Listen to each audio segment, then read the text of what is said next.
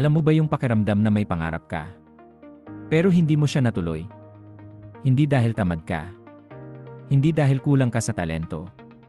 Kundi dahil may mas kailangan kang unahin. Siguro pamilya. Siguro trabaho. Siguro yung responsibilidad na hindi mo pwedeng iwasan.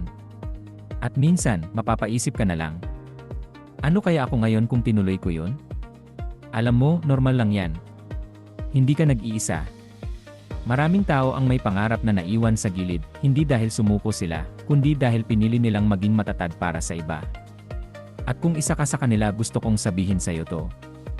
Hindi sayang yung pangarap mo. Hindi siya nawala. Naantala lang. Kasi ang totoo, ang pangarap. Hindi lang nasusukat kung natupad mo ba siya agad. Minsan, nasusukat din siya sa mga sakripisyo na ginawa mo. Sa bawat araw na pinili mong bumangon kahit pagod ka na. Sa bawat oras na ibinigay mo sa iba kahit gusto mong piliin yung sarili mo.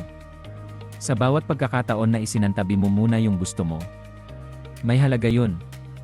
At hindi maliit na bagay yun. Alam ko, mahirap tanggapin na hindi lahat ng plano mo ay nasunod.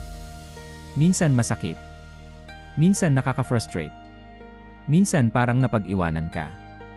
Pero isipin mo to. Hindi ka napag-iwanan. Iba lang yung ruta mo.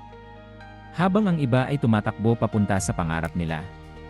Ikaw naman, may binubuhat. At hindi yun kahinaan. Lakas yun. Responsibilidad yun. At hindi lahat kayang gawin yun. Pero ito yung gusto kong tandaan mo. Hindi porket pinili mong unahin ang responsibilidad. Ibig sabihin wala ka ng karapatang mangarap. Pwede ka pa rin mangarap. Pwede ka pa rin magsimula ulit. Kahit mabagal. Kahit paunti-unti. Kahit sa maliit na paraan. Kasi hindi naman karera ang buhay. Walang deadline ang pangarap. At minsan, mas nagiging meaningful pa nga yung success. Kapag pinaghirapan mo siya habang may dinadala kang mabigat. So kung nararamdaman mo na parang naiwan ka na, huwag. Huminga ka lang. Tumingin ka sa paligid mo. At tanungin mo sarili mo, sa lahat ng ginawa ko para sa iba, pwede na ba akong gumawa ng konti para sa sarili ko? Kahit maliit lang. Kahit isang hakbang lang.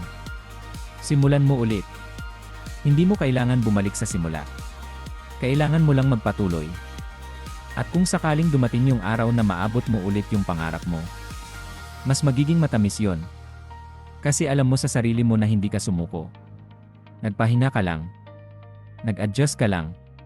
Pero hindi ka tumigil. At sa dulo ng lahat, hindi ka magiging sayang. Magiging kwento ka ng tapang. Kwento ng sakripisyo. At kwento ng isang taong hindi kinalimutan ang sarili niya. Kahit pinili muna niyang unahin ang iba. Kung nakikinig ka ngayon, gusto kong sabihin sa'yo. Hindi pa huli ang lahat. Nandyan pa rin yung pangarap mo. At nandito ka pa rin. Ibig sabihin, may pagkakataon ka pa. Salamat sa pakikinig.